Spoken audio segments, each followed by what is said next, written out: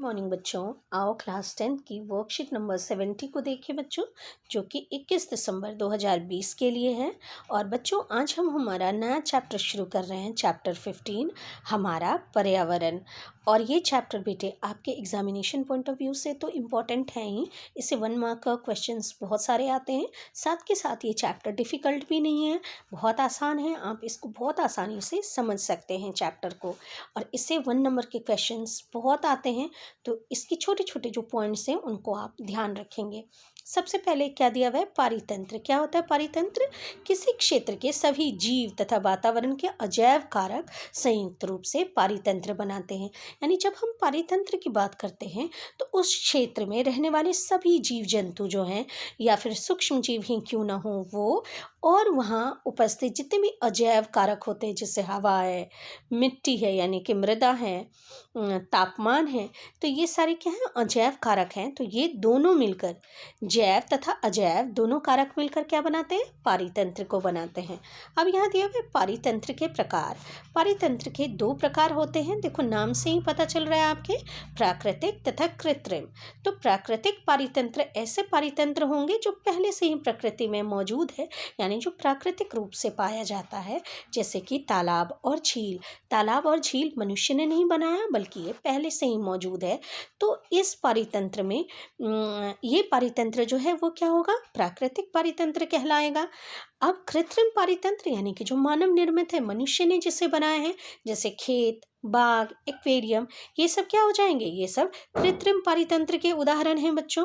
उसके बाद क्या दिया हुआ है, पारितंत्र के घटक। देखो इस फ्लो चार्ट को अभी हम देखेंगे, और इसके बाद इस फ्लो चार्ट को अच्छे से एक्सप्लेन किया हुआ है नीचे की वर्कशीट में, तो वो भी हम देखेंगे। पहले इस फ्लो चार्ट को हम देख लेते हैं। क्या दिया हुआ है यहाँ पे, पारितंत्र के घटक क्या क्या हैं, अजैविक घटक और जैविक घटक। ये दोनों घटक मिलकर क्या बनाते हैं, पारितंत्र को बनाते हैं। तो अजैविक घटक क्या क्या हैं, जैसे हवा, जल, भूमि। जैविक घटक क्या है, पौधे, जानवर या सूक्ष्म जीव भी हो सकते हैं।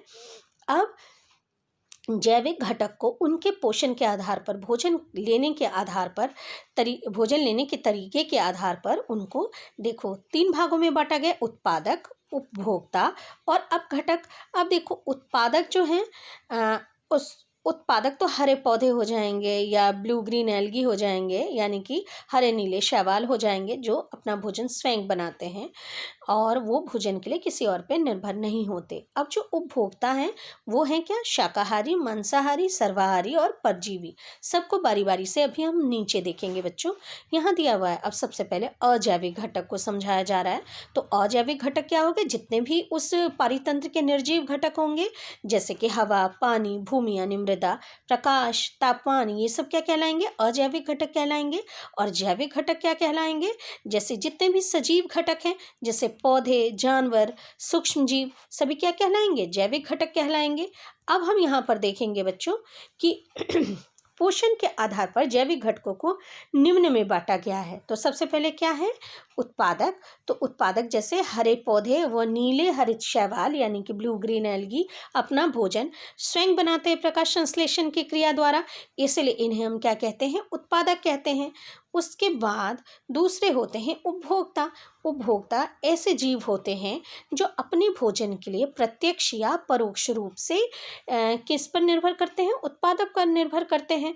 अब जैसे कि परोक्ष रूप यानी कि सीधे सीधे डायरेक्टली, जैसे हिरन है, वो अपने भोजन के लिए पौधों या पौधों के उत्पाद पर निर्भर कर रहा है, तो वो तो हो गया परोक्ष या प्रत्यक्ष। अपरोक्ष होते हैं जो कि पौधों पर सभी निर्भर है, उत्पादक पर भोजन के लिए सभी निर्भर होते हैं। तो परोक्ष तो आपने समझ लिया, जैसे कि हिरन है। अपरोक्ष जैसे शेर है, तो शेर अपरोक्ष रूप से है, अप्रत्यक्ष रूप से है, क्योंकि शेर डायरेक्टली तो पौधों को खाता नहीं है। शेर किसको खा रहा है, हिरन को खा रहा है, और हिरन खा रहे हैं पौधे या पौधों के उत्पाद को।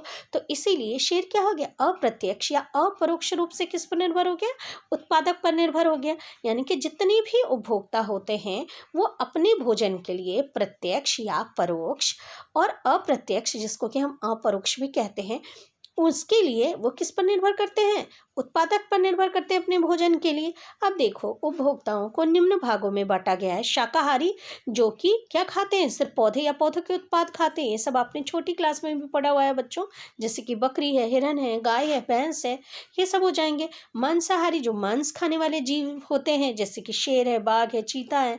सर्वाहारी, ऐसे जीव जो कि शाकाहारी भी होते हैं और मांसाहारी भी होते हैं, यानी हरे पौधे या उनके उत्पाद और मांस दोनों ही खाते हैं, जैसे कि मनुष्य हो गया, कौवा हो गया। परजीवी, परजीवी ऐसे जीव होते हैं जो दूसरे जीव के शरीर के अंदर या उसके ऊपर रहकर उनसे भोजन प्राप्त करते हैं। वो खुद नहीं करते, बल्कि भोजन वो किनसे प्राप्त करते हैं? जिस दूसरे जीव के शरीर पर वो रहते हैं, जिसको कि हम होस्ट कहते हैं, और ये क्या है? परजीवी हैं। तो ऐसे जीव परजीवी कहलाते हैं, जैसे कि जूं हो गया, हमारे जो बालों में रहता है। उसके बाद ये अमरबेल हो गया। आप जानते हैं अमरबेल एक प्रकार का पौधा होता है, जिनकी की बिल्कुल पतली पतली सी ट्यूब जैसी रस्सी जैसे होते हैं ये। और ये जिस पौधे पर अमरबेल परजीवी के रूप में रहता है, उस पौधे को वो पूरी तरह से जकड़ लेता है और अपना भोजन कहाँ से प्राप्त करता है? जिस पौधे पे ये होता है, खुद ये अपना भोजन नहीं बनाता। इसलिए अमरबेल भी क्या हो गया? परजीवी का एग्जाम्पल हो गया। उसके बाद बच्चों दिया हुआ है अपघटक। अपघटक ऐसे जीव होते हैं जो कि मरे हुए जीव जंतुओं और पौधों को वो क्या करते हैं? सरल अणुओं में अपघटित कर देते हैं, सरलीकृत कर देते हैं और उनसे अपना भोजन प्राप्त करते हैं, जैसे कि जीवाणु हो गया या फफूंद हो गया। तो ये सब किसके एग्जाम्पल हो जाएंगे? अपघटक के एग्जाम्पल हो जाएंगे। अब देखो बच्चों, हम और अच्छे से यहाँ पर और दूसरी चीज़ों को हम देख रहे हैं। तो यहाँ हम देखेंगे कि क्या दिया हुआ है हमारे आहार श्रृंखला। आहार श्रृंखला क्या होती है? तो आहार श्रृंखला होती है बच्चों कि हमारे जो इस पारितंत्र में सभी जीव एक दूसरे पर भोजन के लिए निर्भर हैं। तो कौन किसको खाता है, इसको अगर हमें व्यक्त करना है, तो इसको व्यक्त करने के लिए हम आहार श्रृंखला लेते हैं। तो जैसे यहाँ देखो बच्चों, यहाँ दिया हुआ है, यह ऐसी श्रृंखला है जिसमें एक जीव दूसरे जीव को भोजन के रूप में खाता है। तो इसको हम क्या कहते हैं? आहार श्रृंखला कहते हैं। तो ये क्वेश्चन बहुत आता है कि क्या होती है आहार श्रृंखला। देखो, ये सामान्य आहार श्रृंखला एक दी हुई है कि जैसे घास है, घास क्या हो गया? तो घास हो गया उत्पादक, क्योंकि ये प्रकाश संश्लेषण की क्रिया के द्वारा अपना भोजन स्वयं बनाता है। अब ये जो हिरन है, वो अपने भोजन के लिए किस पर निर्भर है? इस घास पर निर्भर है। और जो शेर है, वो अपने भोजन के लिए किस पर निर्भर है? हिरन पर निर्भर है। तो ये इस पर, इन तीनों में क्या है? भोजन के कारण निर्भरता है। तो ये क्या बना रहे? एक आहार श्रृंखला बना रहे हैं। आप ये कह सकते हो कि शेर हिरन के अलावा किसी और को भी खाता है, सिर्फ हिरन को ही तो नहीं खाता।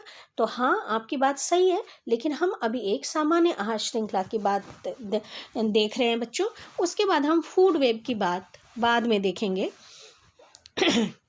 यहाँ दिया हुआ है, एक आहार श्रृंखला में उन जैविक घटकों को जिनमें ऊर्जा का स्थानांतरण होता है, पोषी स्तर कहते हैं उन्हें। तो याद रखेंगे, पोषी स्तर क्या कौन होते हैं?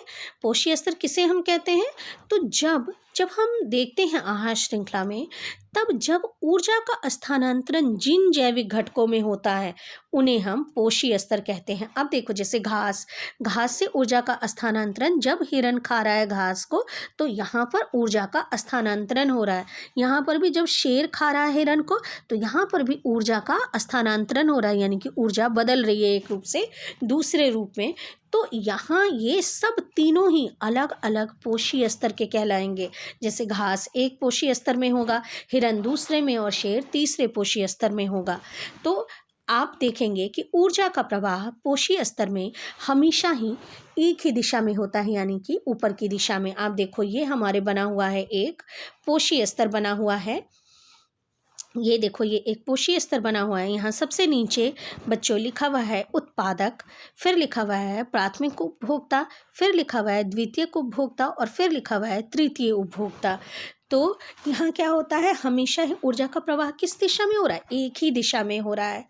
आपको याद रखना है कि जो हरे पौधे होते हैं, सूर्य से जितना भी प्रकाश आता है, उसका सिर्फ 1% भाग ही है जो कि हरे पौधे जो हैं उसको भोजन के रूप में बदल पाते हैं।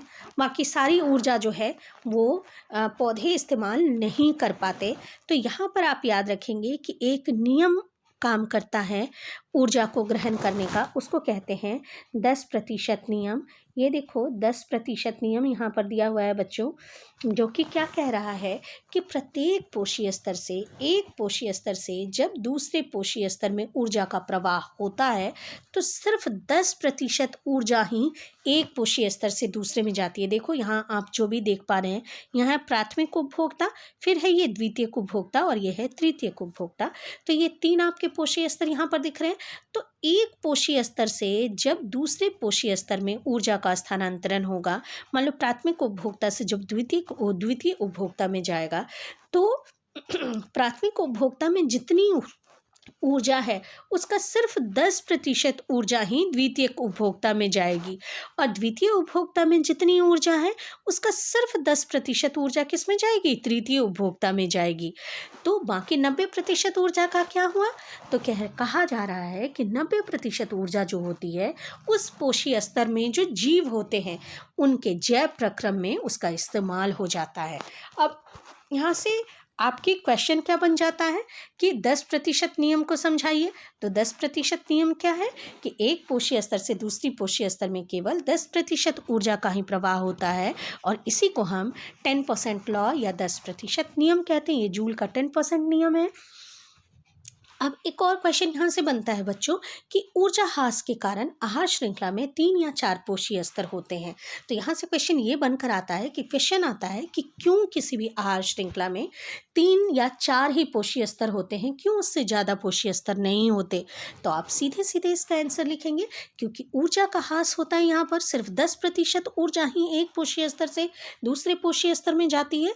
इसीलिए जब चौथे या तीसरे या चौथी पोषी स्तर तक जाते जाते ऊर्जा बहुत कम हो जाती है। इसीलिए किसी भी आहार श्रृंखला में 3 या 4 से ज़्यादा पोषी स्तर नहीं होते हैं।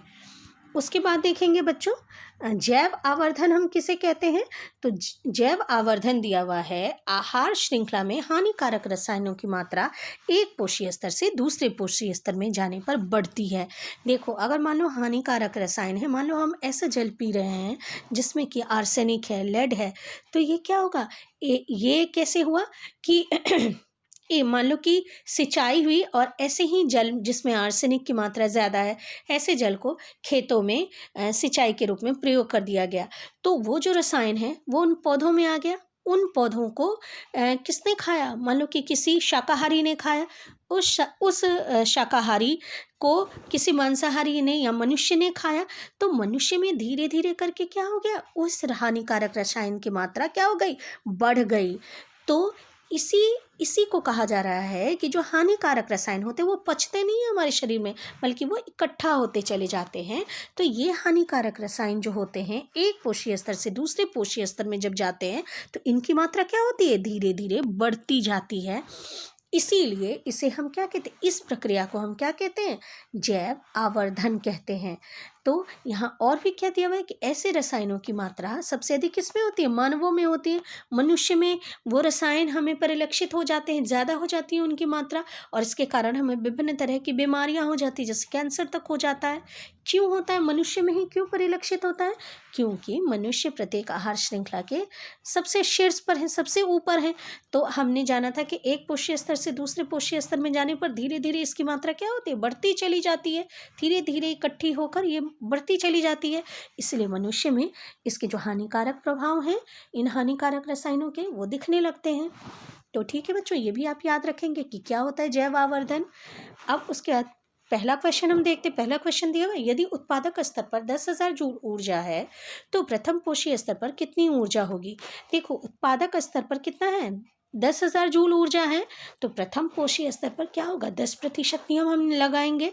तो उत्पादक स्तर पर 10,000 जूल ऊर्जा, तो प्रथम पोषी स्तर पर क्या होगा, 10% ऑफ 10,000, 10%, 10,000 का, तो 10,000 का 10% कितना होगा बच्चों, 10,000 का 10% होगा 1,000, तो हो जाएगा उत्तर इसका क्या, 1,000 जूल। उसके बाद बेटे हमारा दूसरा क्वेश्चन क्या कह रहा है, दूसरा क्वेश्चन कह रहा है तालाब और जंगल में आहार श्रृंखला बनाओ।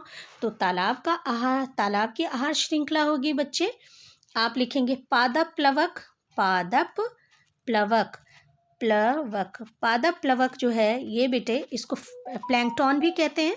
तो पादप प्लवक, ये छोटे छोटे पौधे होते हैं। फिर होता है जंतु प्लवक, जंतु प्लवक। फिर होगा बच्चे, फिर होगी छोटी मछली, फिर बड़ी मछली। आप सीधे मछली लिख लीजिए, मछली। और फिर इस मछलियों को खाने के लिए फिर जो होगा वो होगा सारस, सारस। तो सबसे पहले क्या हुआ, पादप्लव प्लवक, फिर जंतु प्लवक, फिर मछलियाँ, मछली, और फिर सारस। तो ये क्या हो गया, तालाब आहार श्रृंखला हो गई। और जंगल की आहार श्रृंखला आपकी वर्कशीट में ही दिया हुआ है कि हम लिखेंगे घास, फिर लिखेंगे हिरन, और फिर लिखेंगे शेर। तो जैसे घास हमने लिखा, घास, घास, इसको कौन खाता है, हिरन, हिरन। और इसको कौन खाता है, फिर शेर। तो ये हो गया एक जंगल की आहार श्रृंखला। बच्चों इसके अलावे भी हो सकते हैं, लेकिन ये एक नॉर्मल आहार श्रृंखला आपको बताई हुई है, आप अपनी तरफ से भी एक्सप्लोर कर सकते हैं। तो बच्चों इस तरीके से आपकी वर्कशीट खत्म होती है।